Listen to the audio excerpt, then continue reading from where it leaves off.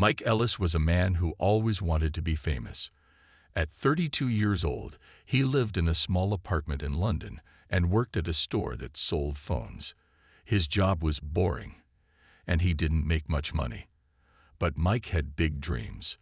He wanted to be a star on social media.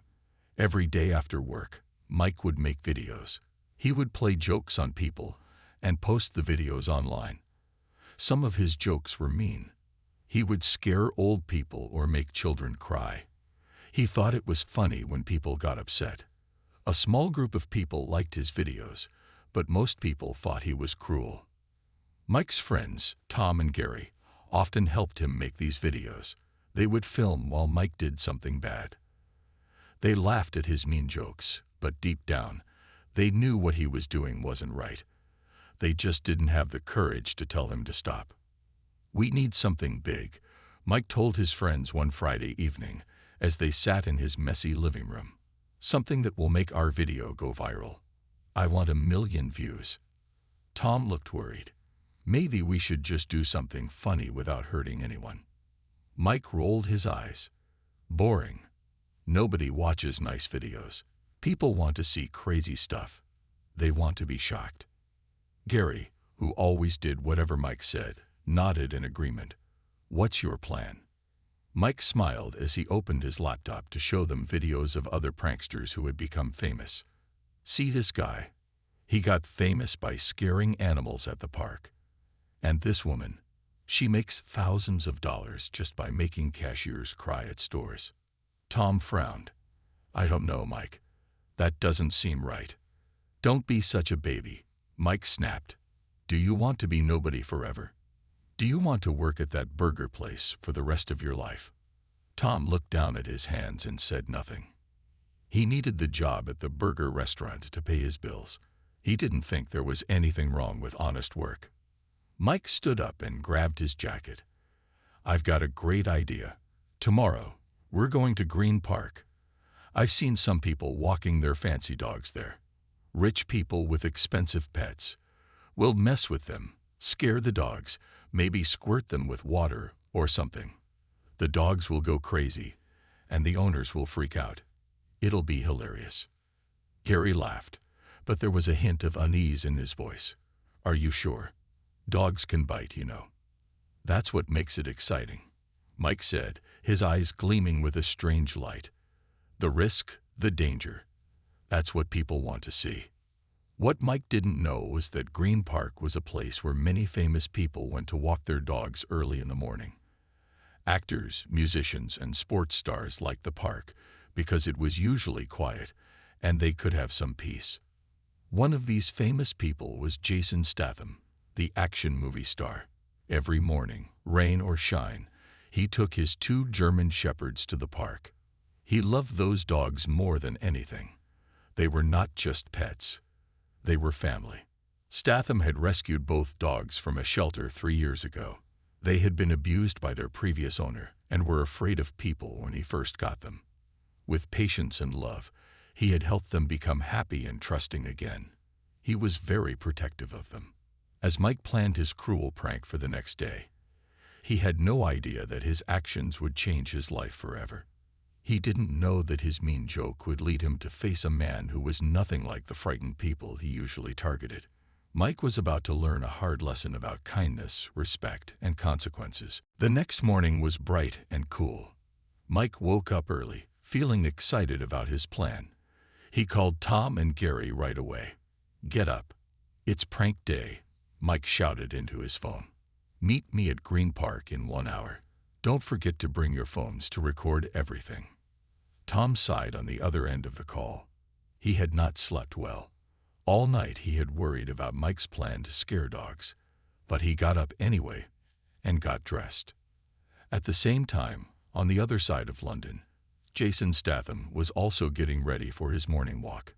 His 2 German shepherds, Max and Bella, watched him with happy eyes.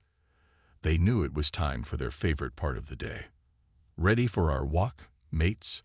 Statham asked as he put on their leashes. The dogs wagged their tails and made small, excited sounds. Statham loved these quiet mornings with Max and Bella. In his busy life as a movie star, these walks gave him peace. The dogs didn't care about his fame or money. They only cared about his love. By 7:30 a.m., Mike, Tom, and Gary had reached Green Park. The park was not crowded, just a few people jogging or walking their dogs. "Perfect," Mike whispered with a mean smile. "Not many people around to stop us. Let's find someone with fancy dogs." They walked deeper into the park. Mike had brought a small bag with water guns and air horns, things to scare dogs. Tom looked more and more worried. "Mike, I really don't think this is a good idea," Tom said softly. "Dogs can get really scared. Some might attack if they feel threatened." Mike rolled his eyes. "That's the point. It will make a great video if they go crazy. More drama, more views." Gary nodded, though he looked a bit scared too. "But maybe Tom is right. We should be careful." "You two are such babies," Mike said, annoyed. "Look, I'm not going to hurt them. Just scare them a little. It's funny." Just then, they saw a man walking with two large German shepherds. The man had stopped to throw away some trash, and his dogs were playing a few feet away from him. The dogs were running back and forth, chasing a ball. "There," Mike pointed. "Those dogs look perfect. And the owner isn't watching closely. Quick, start recording." Tom reluctantly took out his phone, but kept shaking his head. Gary started recording too, following Mike as he walked toward the dogs. The two German shepherds were beautiful and well-behaved. They took turns catching the ball and bringing it back, waiting patiently for the next throw. Mike approached them with a mean look in his eyes. When the larger dog, Max, came near him with the ball, Mike suddenly kicked out at him. Not hard enough to really hurt the dog, but enough to scare him. Max yelped in surprise and backed away, confused. The other dog, Bella, came over to see what was wrong. Mike laughed and slapped at her face. Both dogs whimpered and moved back, their tails no longer wagging. They looked confused and afraid. "Look at them." Mike laughed, turning to make sure his friends were recording. "They're so scared. This is going to get so many views." What Mike didn't see was that the dog's owner had turned around. Jason Statham had heard his dog's yelp of pain. He watched as this stranger hit his beloved pets. His face turned dark with anger, but he didn't yell or run. Instead, Statham walked slowly and calmly toward Mike. His eyes were cold and focused. Anyone who had seen his movies would recognize that look. It was the look of a man who was about to teach someone a serious lesson. Mike was still laughing, unaware of the approaching danger. He had no idea that he had just made the biggest mistake of his life. Mike was still laughing at the scared dogs when a shadow fell across him. He turned around, ready to tell whoever it was to mind their own business. The words died in his throat when he saw who was standing there. Jason Statham stood less than 3 feet away. His face was calm, but his eyes were full of anger. He wore a simple black tracksuit and running shoes. He looked exactly like he did in his action movies, but somehow even more dangerous in real life. "Those are my dogs," Statham said quietly. His voice was low and had a strong British accent. Mike's mouth opened and closed, but no words came out. Next to him, Tom had stopped filming and was staring wide-eyed at the famous actor. Gary whispered urgently, "Mike, that's Jason Statham, the movie star." Mike felt his legs go weak. Of all the people in London whose dogs he could have picked on, he had chosen Jason Statham's. The man who was famous for playing tough guys who beat up bad people in movies. I was just playing," Mike finally managed to say. His voice sounded small and scared. Statham didn't raise his voice when he replied, "You kicked my dog. Then you hit my other dog. You scared them and hurt them. How is that playing?" People in the park had started to notice what was happening. Some recognized the famous actor and took out their phones to record. Mike realized with horror that he was about to become famous, but not in the way he had hoped. "It was a joke," Mike said weakly, "for our video channel. I didn't know they were your dogs." Statham's eyes narrowed. So you think it's okay to hurt dogs if they don't belong to someone famous? Tom stepped forward, his face red with shame. We're very sorry, Mr. Statham. This was a terrible idea. We shouldn't have done it. Statham looked at Tom, then back at Mike. At least one of you has some sense. He whistled softly, and Max and Bella came running to him. They stayed close to his legs, still looking nervously at Mike. Statham checked them carefully for injuries, running his hands gently over their bodies. They seem okay, he said, more to himself than to the three men. Then he looked up at Mike again. You're lucky they're well trained. Some dogs would have bitten you, and it would have been your fault. Mike nodded quickly, hoping this meant he could leave. But Statham wasn't finished. Give me your phone, Statham said to Mike, holding out his hand. What? Why? Mike asked, holding his phone tightly. Because I want to see what other jokes you've been playing on innocent animals and people, Statham said. His voice was still calm, but there was no mistaking the command in it. With shaking hands, Mike handed over his phone.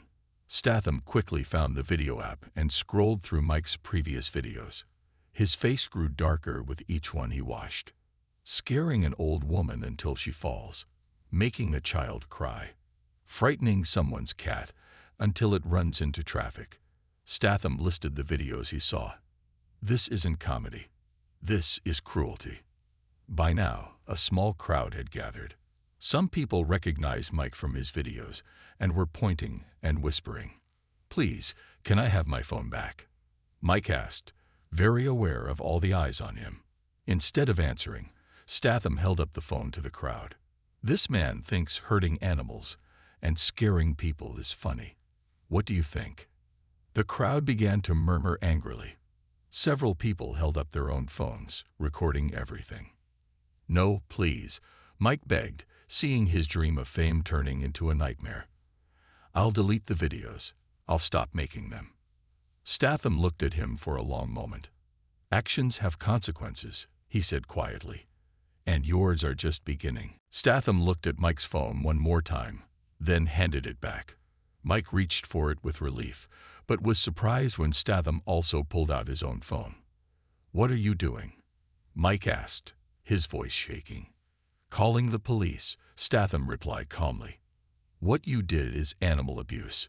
It's against the law. Mike's face went pale. The police, but I didn't really hurt them. It was just a joke. Statham ignored him and made the call. Hello, I'd like to report an incident of animal abuse at Green Park, he said into the phone. He described exactly what had happened, gave his name, and said he would wait for the officers to arrive. Tom stepped forward again. Mr. Statham, please. Mike made a mistake, but he's learned his lesson now. Statham looked at Tom. Has he? He's been making these videos for months, hurting and scaring innocent people and animals. Who will stop him if we don't? Gary, who had been quiet until now, suddenly spoke up. He's right, Mike. This has gone too far.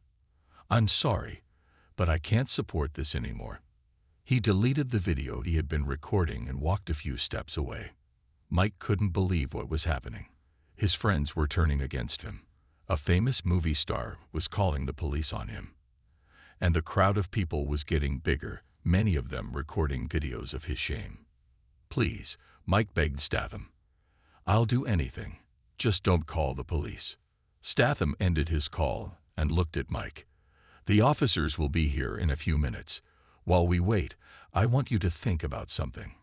Those dogs you hurt, they were rescued from an abusive home. For years, someone like you hurt them for fun. When I got them, they were afraid of everything and everyone.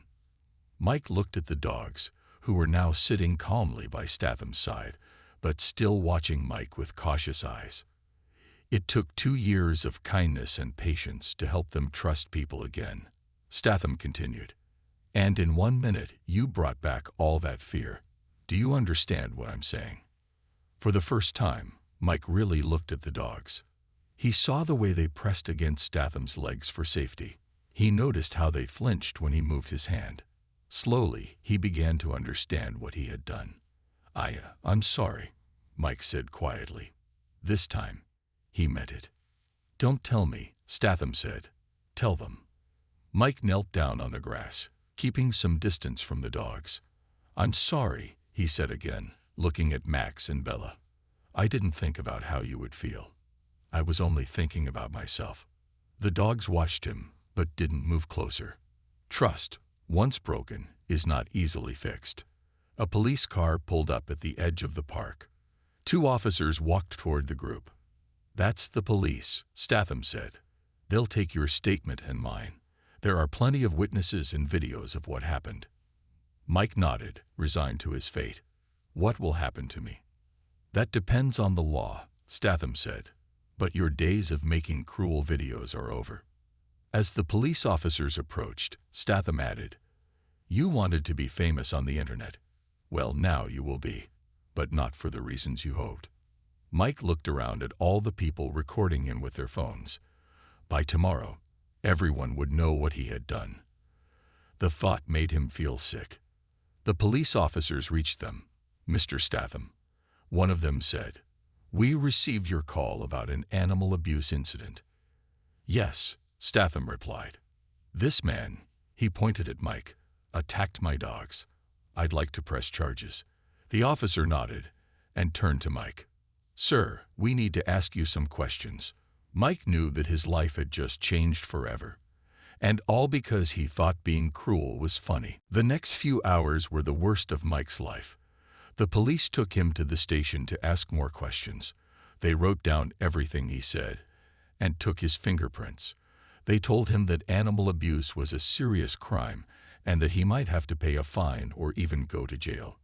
Meanwhile, the videos of Mike hurting Statham's dogs and then getting caught were spreading fast online. But these weren't the videos Mike had wanted people to see.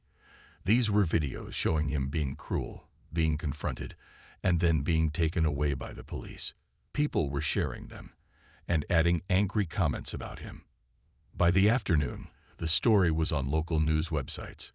Social media prankster arrested after attacking actor's dogs, read one headline. Mike's name and face were everywhere. All the wrong kind of fame he had feared was now happening. At the police station, Mike sat alone in a small room. His phone kept buzzing with messages. People who had seen the videos were sending him hate mail. Others were telling him they had reported his old videos to the police too. Even his boss from the phone store had texted to tell him not to come back to work. Your life is over, Mike thought to himself. All because of one stupid video. After hours of questions, the police let Mike go home, but they kept his phone as evidence. They told him he would have to go to court in 2 weeks to face charges of animal cruelty. When Mike got home, he found his apartment building full of reporters and angry people. Someone had shared his address online. People were holding signs that said, "Animal abuser," and "Shame on you." Mike had to push through the crowd to get inside. Once in his apartment, Mike closed all the curtains and sat in the dark. He had never felt so alone. Tom and Gary weren't answering his calls. His parents had called to say how disappointed they were. Even his few online fans had turned against him. Mike couldn't sleep that night.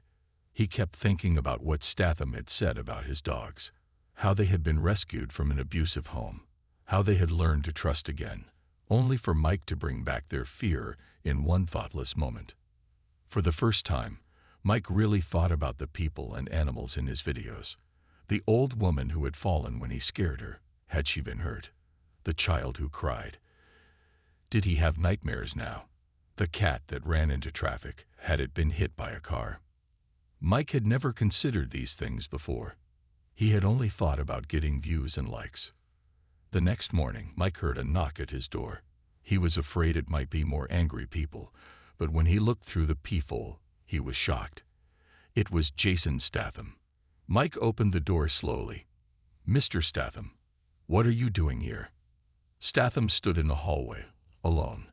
No dogs, no cameras, no crowd. "May I come in?" he asked quietly. Mike nodded and stepped back.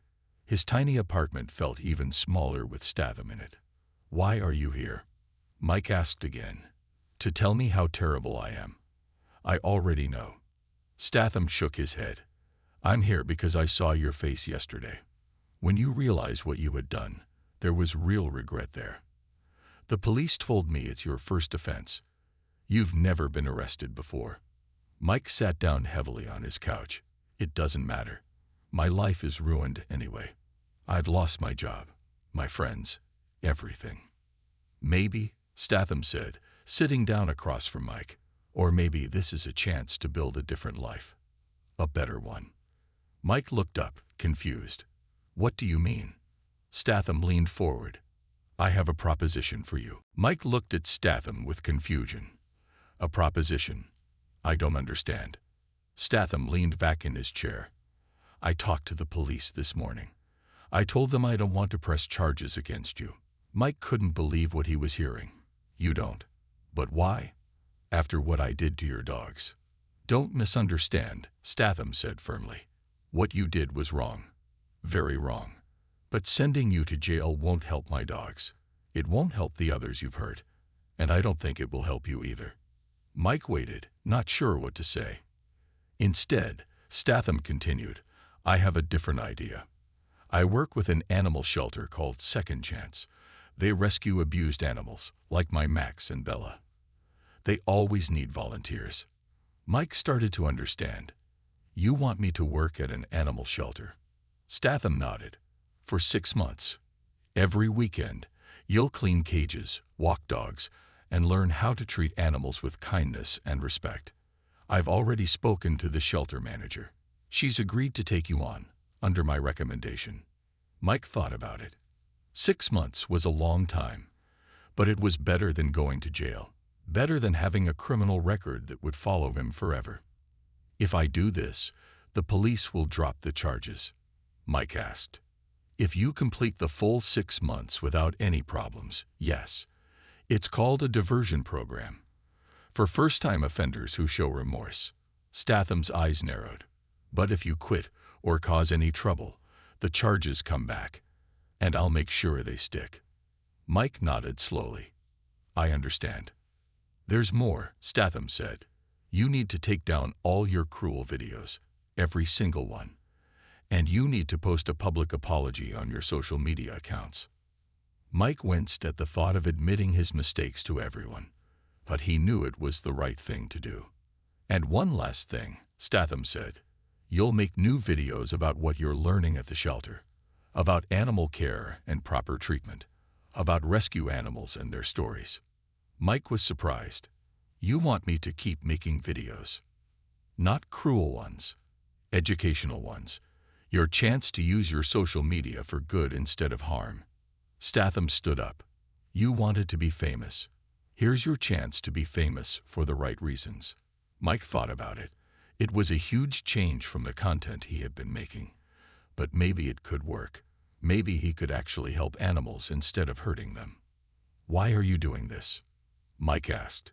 Why help me after what I did? Statham walked to the door before answering.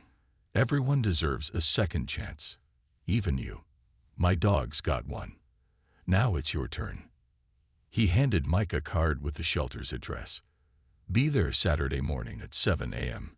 Don't be late. After Statham left, Mike sat alone in his apartment, turning the card over in his hands. He thought about how different his life had become in just 24 hours. Yesterday, he had been laughing while scaring innocent animals. Today, he was being given a chance to make things right. Mike pulled out his laptop and opened his video channel. His finger hovered over the delete button for all his cruel videos. It was hard to let go of the work he had put into them, but he knew it was time for a fresh start. He clicked delete and watched as all his old videos disappeared. Then he opened a new document and began writing his public apology.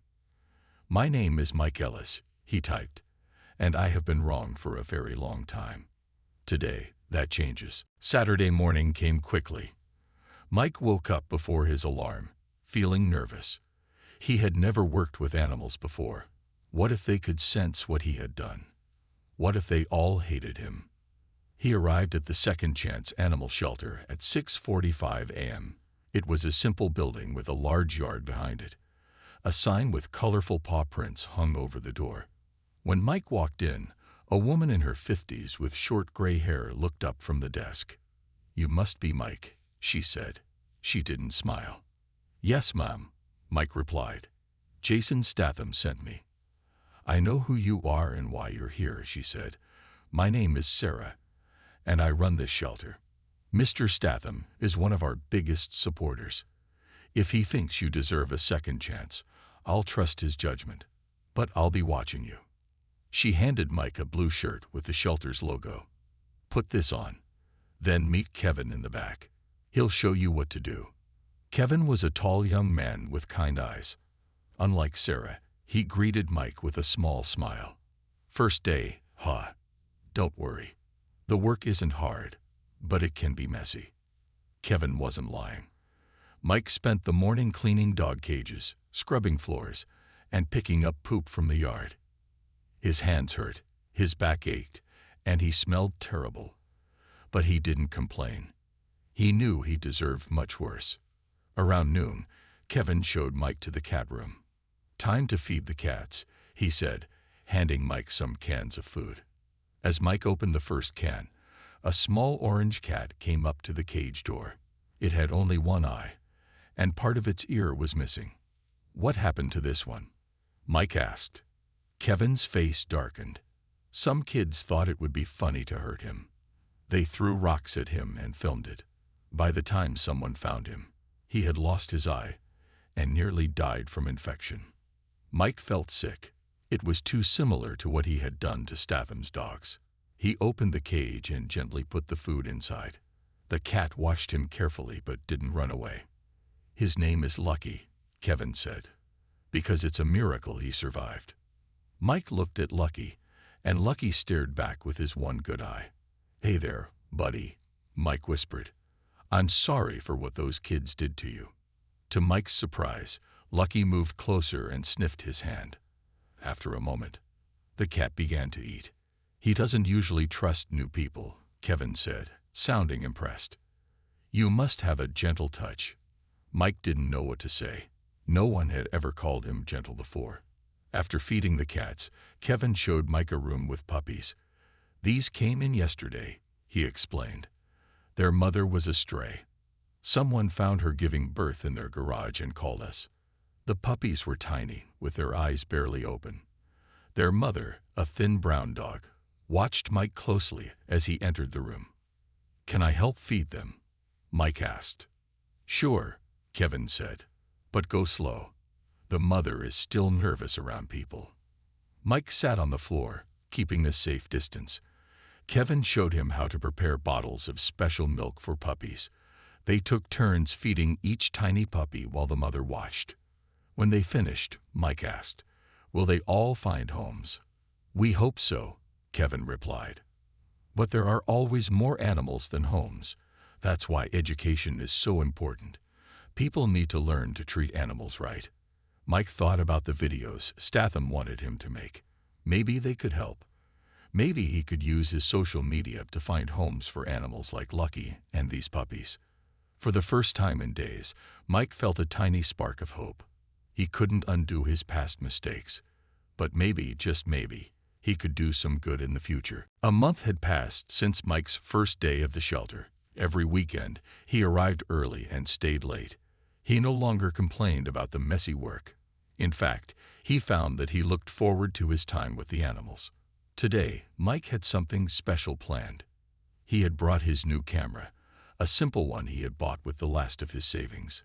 It was time to start making the educational videos that Statham had suggested. "Are you sure about this?" Sarah asked when Mike told her his plan. She had warmed up to him over the past month, but she was still cautious. "Yes," Mike said. "People need to see the good work you do here, and they need to understand why animal abuse is so wrong." Sarah thought for a moment, then nodded. "Okay, but I want to approve the videos before you post them." Mike agreed and set up his camera in the room with Lucky, the one-eyed cat. Over the past month, Lucky had become Mike's special friend.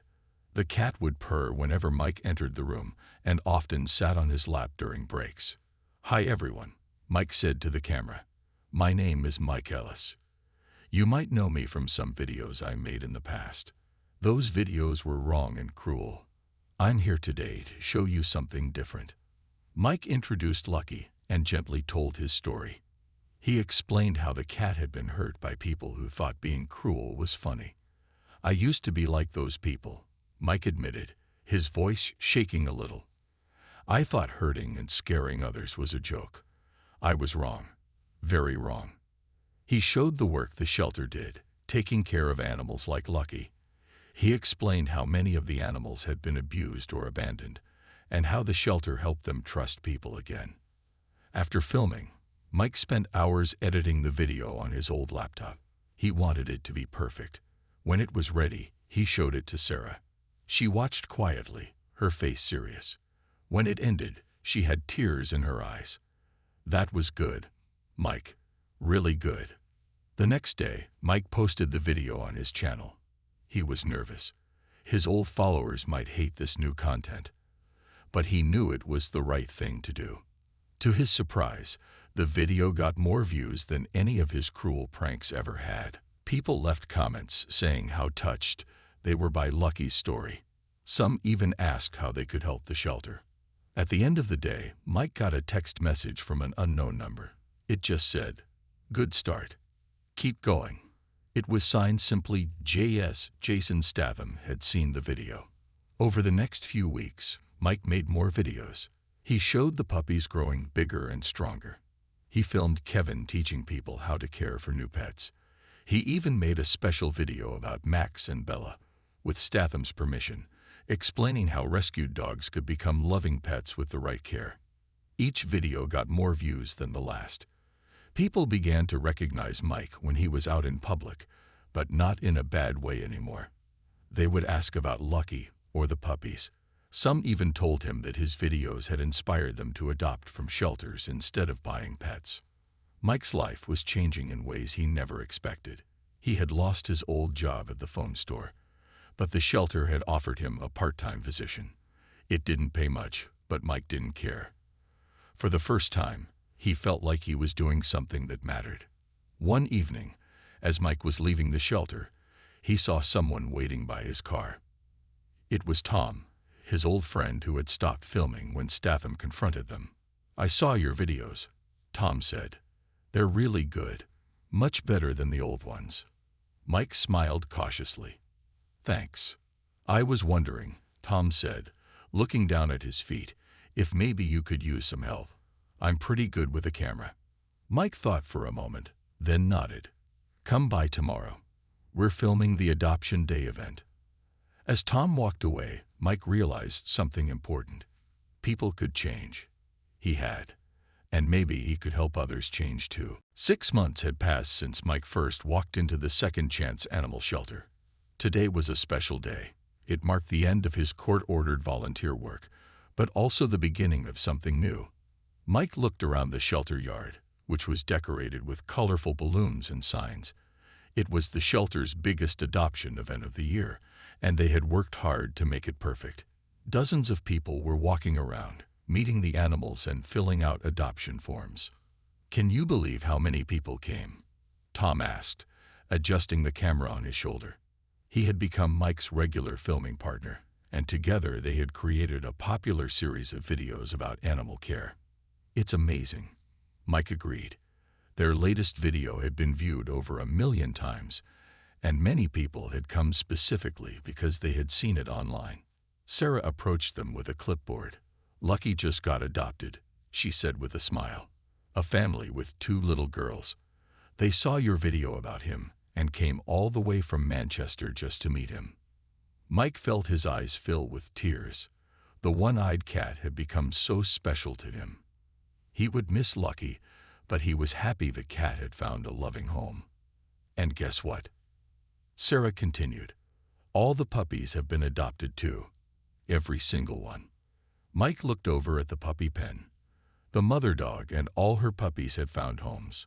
6 months ago, they had been homeless and at risk. Now, they were going to be part of families who would love them. As Mike watched the happy new pet owners, he saw a familiar black car pull into the parking lot. Jason Statham stepped out, with Max and Bella on their leashes. "He came," Mike whispered to Tom.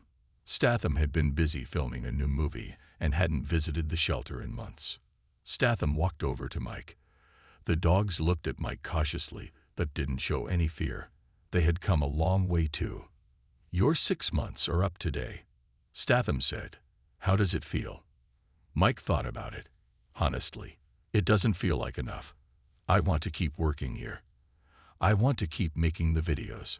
Statham nodded, as if this was exactly what he had expected. "Sarah tells me you've done good work, really good work." "I've tried," Mike said. "I can never undo what I did, but I can try to do better from now on." "That's all any of us can do," Statham agreed. He looked around at the adoption event. "This is impressive. Your videos really helped spread the word." Mike shrugged. "It's the least I could do." Statham reached into his pocket and pulled out an envelope. "This is for you. A job offer from a friend of mine who runs a big animal welfare charity. They need someone to make educational videos to help people understand how to treat animals with kindness."